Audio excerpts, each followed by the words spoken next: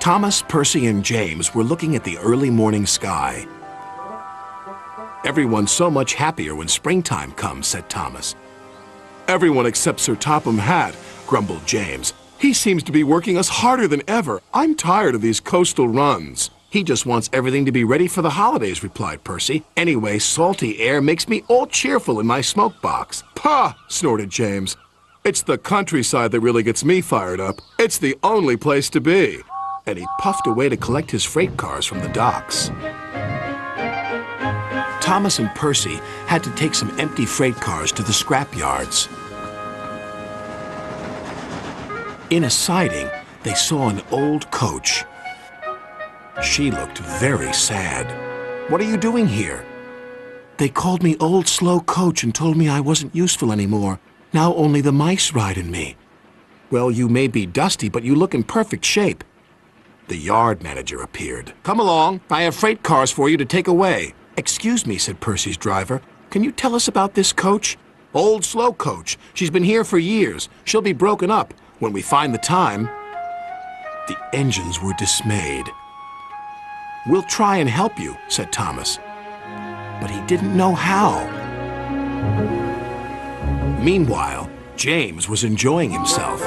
"This is the life," he chortled. But he was heading for trouble. One of the fuel cars was leaking. Then, suddenly, it caught fire. "Oh, help!" cried James.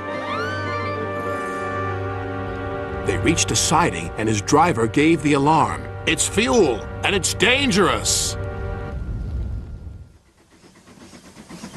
As Thomas and Percy approached the junction, they saw the smoke and a guard waving a red flag. "Sparks from James's funnel have set the cars ablaze," he called. "The fire is under control, but it's quite a mess."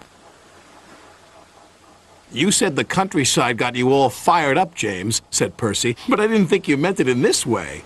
"Ha!" snorted James. "It was the stupid car's fault, not mine."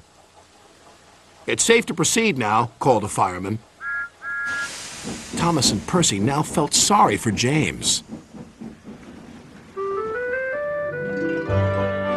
It wasn't long before they reached the station.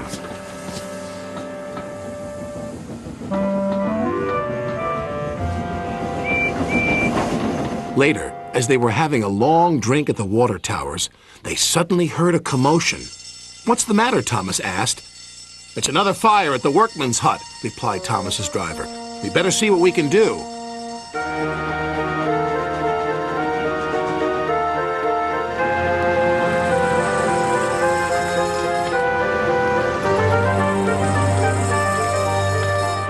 The fire engines had a big problem. "We are completely out of water," cried a fireman. "We can't use seawater because it clogs our works. You'll just have to let that building burn." Then Thomas had an idea. "Why don't you use the water in our tanks? We've just refilled them." The firemen wasted no time. "You're very clever engines," chuckled their drivers. Soon the fire was out, but the hut where the workmen lived was destroyed. "The men can't sleep on the beach," said the foreman. "What about Old Slow Coach? She would be perfect for the workmen," said Percy. "Comfy, too," added Thomas. "What a good idea, Percy," said his driver. They phoned Sir Topham Hatt, who agreed. "She'll be spick and span by the time you collect her." And she was, and very happy, too. "I can't thank you enough. I feel splendid." The engines buffered up to her, and she set off happily for her new home. Everyone agreed there was nothing old or slow about Coach, and she will always be really useful indeed.